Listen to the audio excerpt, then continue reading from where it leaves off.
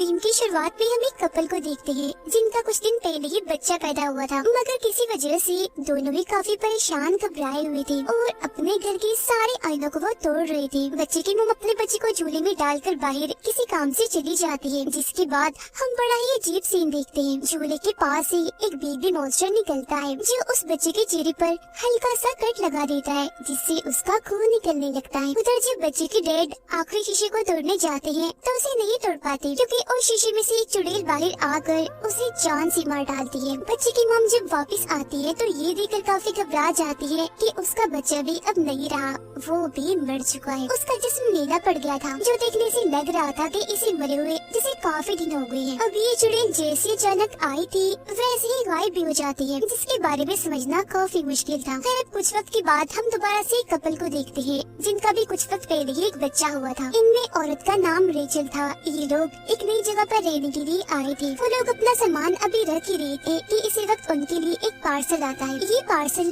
Rachel की मोम ने भेजा था, जिसमें कुछ डब्बे और खिलौने थे जो रेचल की बहन और उसके बच्चे के थे। रेचल की बहन और कोई नहीं बल्कि वही औरत थी जिसे हमने शुरुआत में देखा था, और उसी के बच्चे और हस्बैंड के साथ सब हुआ था, यानी चुड़ैल और बेबी मॉन्स्टर ने उन्हें मार दिया। अब उनके साथ हुआ क्या था ये तो हम जानते हैं, मगर क्यों, इस सवाल का जवाब हमें कहानी में आगे जाकर मिलेगा। सामान को देखकर रेचल खुश नहीं होती, ये सोचकर कि मेरी मॉम ने मेरे बच्चे के लिए पुराना सामान भेज दिया और उस बच्चे के खिलौने जो मर चुका है, जिस पर उसका हस्बैंड कहता है जो तुम्हारी बहन के साथ हुआ वो एक हादसा था, और अब अगर हम उन चीजों को वहम ना बनाए तो भी अच्छा है। इन चीजों में किताब भी थी जिसमें एक दूसरी जुबान में कुछ लाइन्स लिखी हुई थी, कुछ तस्वीरें थी और एक धुन भी बनी हुई थी। अब रेचल को तो ये जुबान समझ नहीं आती थी, मगर उसके हस्बैंड को थोड़ी बहुत आती थी, इसीलिए वो किताब को चेक करके बताता है कि ये जो लाइन्स और धुन है ये ललाबाई है, एक लोरी है। अब रेचल उसे गुनगुनाने लगती है, मगर एक कॉल की वजह से वो चुप हो जाती है और किताब को बंद कर देती है। अब कुछ दिन ऐसे गुजर जाते हैं। उनका बच्चा बाकी बच्चों की तरह हमेशा रोता रहता है, सोता भी नहीं है, इसलिए दोनों काफी परेशान हो गए थे। परेशान भी क्या, थक गए थे। ये सोचकर कि बच्चों को पालना आसान नहीं होता, दोनों ही अपने अपने काम से छुट्टी लेकर अपने बच्चे का ख्याल रख रही थी। रेचल एक बिजनेसमैन थी, जबकि उसका हस्बैंड एक आर्टिस्ट होता है। आज उसकी आर्ट्स, उसकी कला की एग्जीबिशन थी, यानी उसकी नुमाइश हो रही थी, इसीलिए उसका हस्बैंड काम पर चला जाता है और रेचल अकेली उसका ख्याल रखती है। वो उसे चुप करवाकर शांत करके सुलाने की कोशिश करती है, मगर वो सोता ही नहीं। फिर जब वो उसके लिए बेडशीट निकाल रही थी तो उसे वही किताब मिलती है जिसमें वो लोरी लिखी गई थी। उसे अब जैसे रेचल गुनगुनाती है तो उसका बच्चा अब बड़ी आराम से सो जाता है। पर ठीक इसी वक्त पर हम देखते हैं कि घर के एक शीशे पर दरारें पड़ रही है, जो काफी अजीब था। रात को जब उसका हस्बैंड काम से लौटता है तो रेचल उसे बताती है कि मैंने बेबी को ललाबाई लोरी सुनाई और वो बड़े आराम से सो गया, जिससे वो भी काफी खुश हो जाता है। इसके बाद वो दोनों सो जाते हैं, जिनके पास भी बेबी स्क्रीन रखी हुई थी जो उनके बच्चे के कमरे की थी। जहाँ तभी अचानक एक चुड़ैल झूले के पास से निकलकर उसके पास आने लगती है। रेचल को महसूस होने लगता है कि बच्चे के कमरे में कोई है,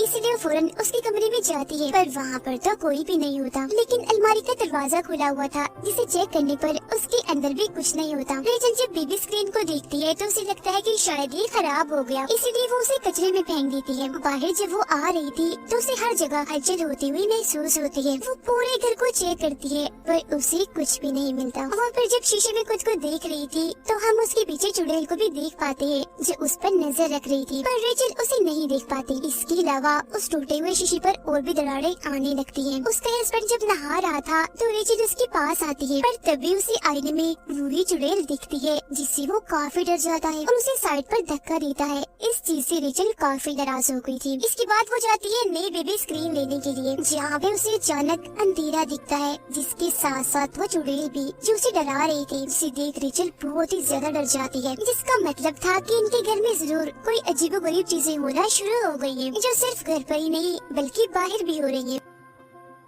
अब वो जो चुड़ैल थी वो शीशे के अंदर से ही रेचल और उसके बच्चे पर नजर रख रही थी और दरारें भी उस पर बढ़ती ही जा रही थी। अब रेचल को अपने बच्चे के कमरे से उसके रोने की आवाजें आने लगती है, मगर हैरत वो तो उसके पास ही था। इसीलिए घबराते हुए वो उसका कमरा चेक करने जाती है, जहाँ झूले में एक और बच्चा रो रहा था। वो जैसे ही कंबल हटाती है तो वहाँ कोई बच्चा नहीं बल्कि खिलौना था। वो इन सब चीजों से काफी डर गई थी और आस पास के दरवाजे भी क्योंकि अपने आप ही खुल रहे थे, बंद हो रहे थे, तो वो घर से बाहर जाकर बैठ जाती है। फिर उसका हस्बैंड जब घर आता है तो वो उसे भी बताती है कि मुझे बहुत डर लग रहा है, शायद घर के अंदर कोई है। तो अब एक रॉड लेकर अंदर जाकर वो चेक करने लगता है, पर उसे भी वहाँ कोई नहीं दिखता। पर हड़बड़ी में उसका तोता अपने पिंजरे से बाहर आकर वहाँ उड़ने लगता है और गलती से वो उस तोते को मार देता है। अब ये तोता बचपन से उसके साथ था, इसीलिए वो काफी दुखी हो गया था। जी हाँ, तभी आकर रेचल उसे संभालती है। वो उसे कहती है कि शायद इस सब में मेरी गलती है, मैं अभी अपनी बहन की तरह पागल हो रही हूँ। जिस पर वो उसे समझाता है कि इसमें तुम्हारी कोई गलती नहीं है, तुम्हारी बहन तो पूरी ही पागल हो गई थी,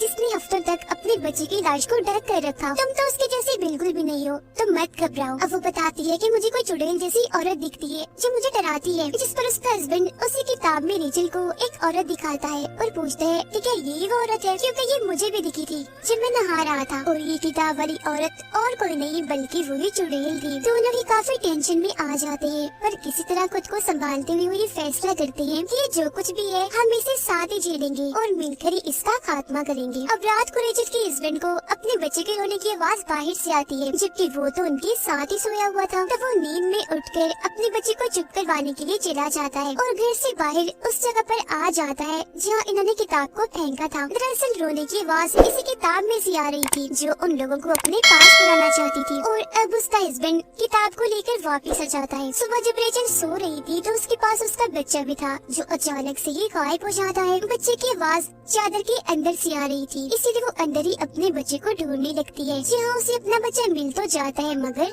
मरा हुआ, जो देख वो काफी घबरा गई थी, जबकि असल में उसका बच्चा बिल्कुल ठीक था, जिसे देखकर उसकी जान में जान आती है। अगले दिन उसका हस्बैंड अपने बच्चे को लेकर चला जाता है क्योंकि आज रेचल ने किसी जरूरी काम से जाना था। रेचल का हस्बैंड अब एक चर्च में जाता है जहाँ आकर उसकी मुलाकात एक प्रीस्ट से होती है, जबकि दूसरी तरफ हम रेचल को एक मेंटल हॉस्पिटल में जाता हुआ देखते हैं जहाँ उसकी बहन थी। रेचल का हस्बैंड उस प्रीस्ट को सब कुछ बताता है जिन चीजों का उन्हें सामना करना पड़ रहा था, और वो किसी एक्सोर्सिस्ट के बारे में पूछता है जो भूत प्रेत को कंट्रोल करने के माहिर होते हैं ताकि उन्हें कोई मदद मिल सके। ये सारी बातें सुनकर प्रीस्ट उसे कहती है कि बिल्कुल यही सब रेचल की बहन भी पूछती हुई आई थी, और अब वो उस किताब को देखकर उसके बारे में बताने लगती है। उधर रेचल भी अपनी बहन को सब कुछ बता देती है, जो सुनकर वो कहती है कि क्या तुमने वो ललाबाई लोरी तो नहीं गाई? जिस पर रेचल हाँ में जवाब देती है, जो सुन उसकी बहन डर जाती है और कहती है कि मैंने वो सारा सामान लॉक करके रख दिया था ताकि वो किसी को भी ना मिल सके, मगर वो तुम तक आ गया है, लोरी भी तुमने गा ली है तो अब बहुत बुरा होगा। और अब रेचल की बहन और प्रीस्ट उस किताब के बारे में बताने लगते हैं। तो यहाँ अब सामने आएगी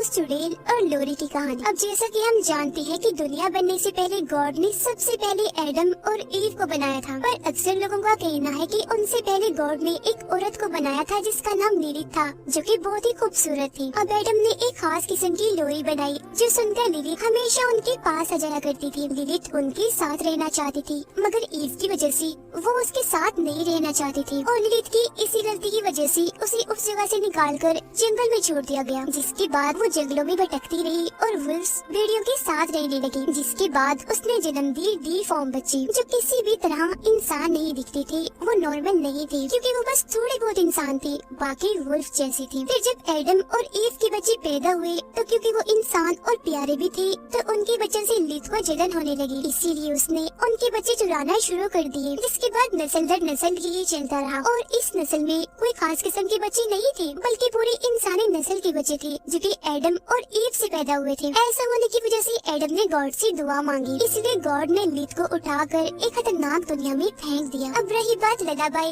यानी लोरी की, तो ये लफ्ज तो आया ही लिलिथ से बचने के लिए, मतलब कि एक ऐसी लोरी थी जो लिलिथ से बच्चों को दूर रखती। मॉम सी लोरी गाकर अपने बच्चों को लिलिथ से बचाती, पर वो क्योंकि काफी चालाक थी इसीलिए यहाँ उसने एक चाल चल दी। उसने वही एडम की खास लोरी उठाई और उसमें कुछ ऐसे बदलाव किए जिसे पढ़ने से वो दोबारा से जाग जाएगी, वापिस आ जाएगी। और यही वजह है कि इस ललाबाई लोरी के जरिए आज भी वो बच्चों को ले जाने में कामयाब रहती है जब कोई उसे गाता है।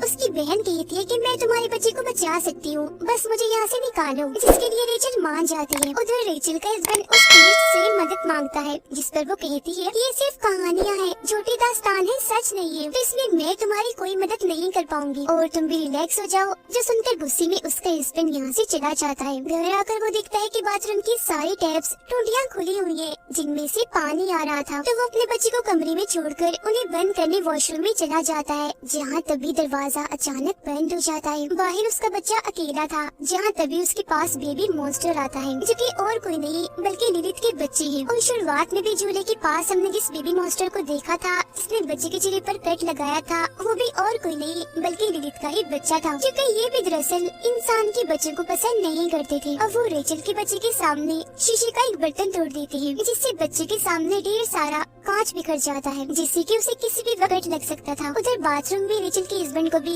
लिलिथ की झलक दिखाई देती है। बच्चा कांच के टुकड़े से अपना हाथ जख्मी करने ही वाला था कि तभी यहाँ रेचल आकर उसे ऐसा करने से रोक लेती है। उसके साथ उसकी बहन भी थी, जिसे देख उसका हस्बैंड पूछता है कि तुम इसे यहाँ क्यों लाई हो। सिस्टर वो कहती है कि ये हमारी मदद कर सकती है, पर क्योंकि वो तो उसे पागल समझता था तो उसे ये चीज ठीक नहीं लगती। रेचल की बहन बताती है कि लिली पहले मेरे बच्चे को ले गई और फिर मेरे हस्बैंड को भी उसने मार डाला था, तो अब हमें कैसे भी करके तुम्हारे बच्चे को बचाना है। उस पर हर वक्त नजर रखी जाए और शीशों को ढक कर रखा जाए, और जब भी हम लिलिथ को देखे तो फौरन हम वहाँ से भाग जाएं, क्योंकि शीशे के जरिए ही वो नजर रखती है और वहाँ से आती जाती है, क्योंकि वो उसका रास्ता है अपनी दुनिया से यहाँ आने का। रेचल के हस्बैंड के पास एक आदमी की कॉल आती है, जो उसे बताता है कि मैं सीनियर प्रीस्ट हूँ, मेरे पास तुम्हारी ये किताब आई है, और जिस प्रीस्ट के पास तुम गई थी उसने मुझे बताया है कि तुम्हें मदद चाहिए, कि तुम बताए हुए घर के पते पर फौरन आ जाओ। तो वो ऐसा ही करता है, उस घर के लिए फौरन निकल जाता है। अब घर में रेचल और उसकी बहन बच्ची का ख्याल रख रही थी, जहाँ रेचल उसे कहती है कि मुझे लगता है मैं एक अच्छी माँ नहीं बन सकती, जो सुनकर उसकी बहन समझाती है कि ऐसा मत सोचो,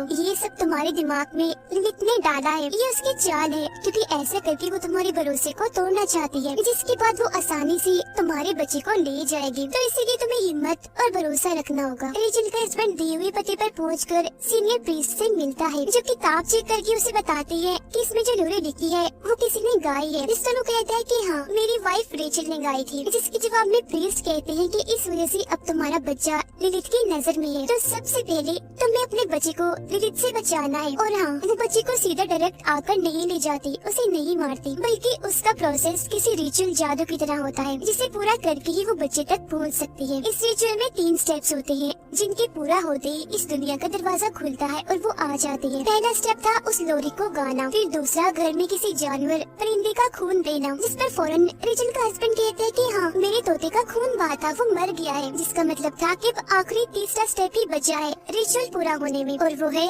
उनकी बच्ची का एक बूंद खून बहना। जब ऐसा होगा तो लिलिथ उसे लेने आ जाएगी, यानी कि शुरुआत वाले बच्चे को जो कट लगा था उसके खून बहने की वजह से लिलिथ उसे ले जा पाई थी। और ये सब और कोई नहीं बल्कि लिलिथ के बच्चे करते हैं, और उन्होंने रेचल के बच्चे के सामने भी ग्लास का बर्तन इसलिए तोड़ा था ताकि उसका खून बहे और रिचुअल पूरा होते ही लिलिथ आकर उसे ले जाए।